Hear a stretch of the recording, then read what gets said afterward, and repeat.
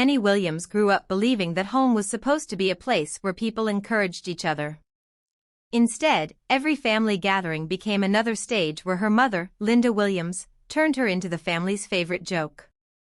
Birthdays, anniversaries, holiday dinners, weddings, it didn't matter. The introductions were always the same.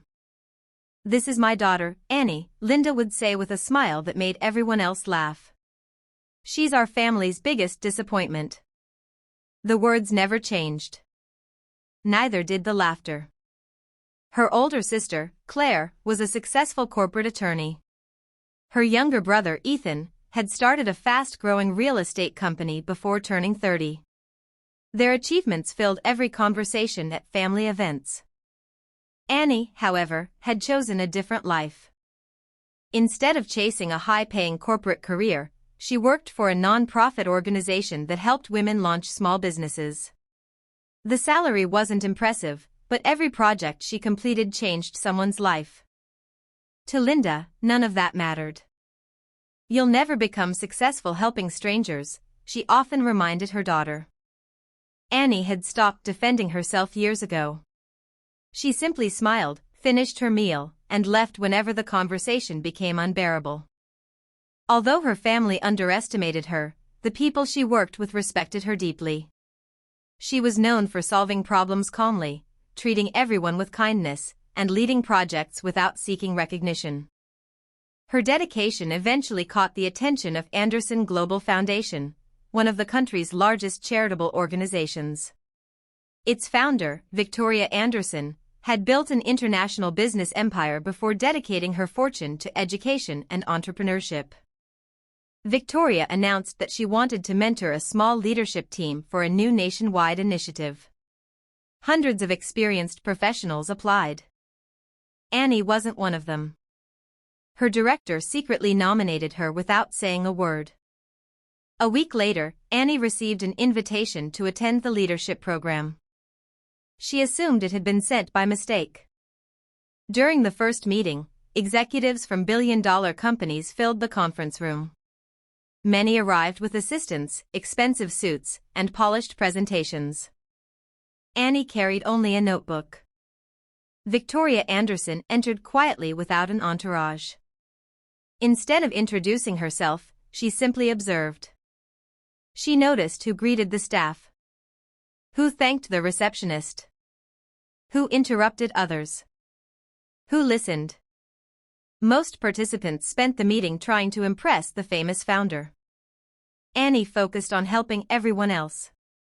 She organized documents for a nervous presenter, fixed a projector minutes before an important speech, and stayed late afterward to clean the meeting room alongside the staff. She never realized Victoria had watched every moment.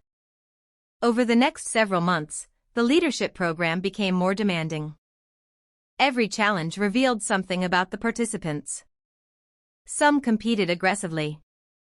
Some blamed others whenever problems appeared. Some cared only about receiving public recognition. Anny quietly completed every assignment while helping teammates succeed. Whenever Victoria asked difficult questions, Anny answered honestly, even when her opinions differed from everyone else's. One afternoon Victoria invited Anny for coffee.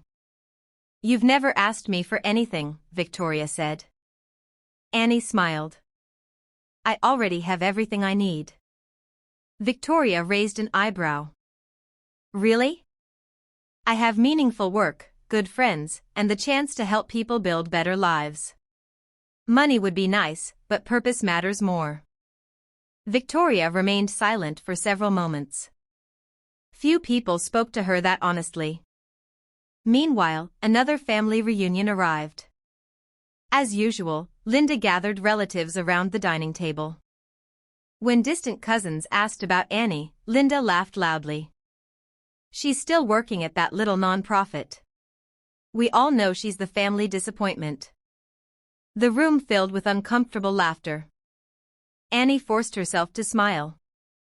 Just as she stood to step outside for some fresh air, another guest entered the house. Victoria Anderson. She had come as the guest of one of Linda's wealthy relatives and had overheard every word. She looked directly at Anny, then at Linda. Without saying a single word, Victoria understood exactly why the strongest woman in her leadership program carried so much quiet pain. And in that moment, Victoria made a decision that would change Annie's life forever. The morning after the family reunion, Anny returned to work expecting an ordinary day. She had no idea that Victoria Anderson had already made a life-changing decision. A week later, Victoria invited Anny to the headquarters of Anderson Global Foundation. When Anny arrived, she expected another mentoring session. Instead, Victoria led her into a quiet conference room overlooking the city. "I've been watching you for months," Victoria said. Anny looked surprised. "I've watched how you solve problems without seeking attention. I've watched you treat everyone with respect, from executives to janitors. Most importantly, I watched how you handled being humiliated by your own family without becoming bitter." Anny lowered her eyes. "It still hurts," she admitted softly. "But I refuse to let someone else's opinion decide who I become." Victoria smiled. "That's exactly why you're here." She explained that Anderson Global Foundation was launching a nationwide program to help thousands of women start businesses. The project would require someone who could lead with compassion, integrity, and courage. "I want you to lead it," Victoria said. Anny stared at her in disbelief. "Me? There are people with far more experience." "There are," Victoria replied. "But experience can be taught. Character cannot." Over the next 6 months, Anny worked directly beside Victoria. She learned how to negotiate with investors, lead international teams, manage crises, and inspire employees. Every challenge strengthened her confidence. One afternoon, Victoria intentionally assigned Anny a failing regional office. Profits were falling, employees were leaving, and morale had reached its lowest point. Instead of blaming anyone, Anny listened. She met every employee personally, encouraged honest conversations, and asked for their ideas. She introduced flexible schedules, improved communication, and rewarded teamwork instead of competition. Within 4 months, productivity increased dramatically. Employee satisfaction reached record highs, and the office became one of the foundation's best-performing branches. Victoria wasn't surprised. "I knew you wouldn't fix the numbers first," she said. "You fixed the people." Meanwhile, Annie's family remained completely unaware of her success. At another family gathering, Linda proudly talked about Claire's latest promotion and Ethan's expensive vacation. When someone asked about Anny, Linda laughed as usual. "Oh, she's still doing charity work. She's always been the family disappointment." Some relatives nodded in agreement. None of them knew that newspapers had begun praising Annie's leadership, though she never mentioned it. She didn't need applause. She simply wanted to make a difference. A few days later, Victoria invited Anny to a private dinner. "I've spent 40 years building Anderson Global," Victoria said. "Every board member assumes I'll choose one of them as my successor." Anny smiled politely. "They're probably right." Victoria shook her head. "No." She slid a sealed envelope across the table. Inside was an official letter appointing Anny as the future Chief Executive Officer and successor of Anderson Global Foundation, effective upon Victoria's retirement. Annie's hands trembled as she read the words. Tears filled her eyes. "I don't know what to say." Victoria reached across the table and gently squeezed her hand. "Say yes." Anny smiled through her tears. "Yes." Neither of them realized that the public announcement would take place at the Foundation's annual gala, an event attended by business leaders, politicians, media outlets, and Annie's entire family. Linda was already planning to introduce her daughter one more time as the family disappointment.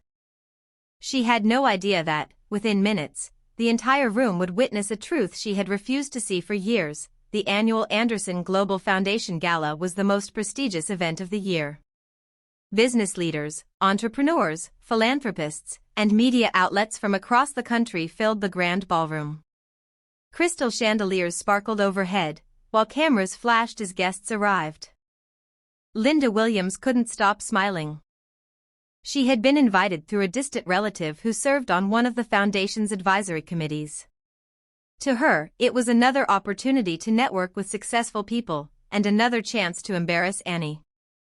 As the family stood talking near the entrance, several guests asked who the quiet young woman beside Linda was. Linda laughed confidently.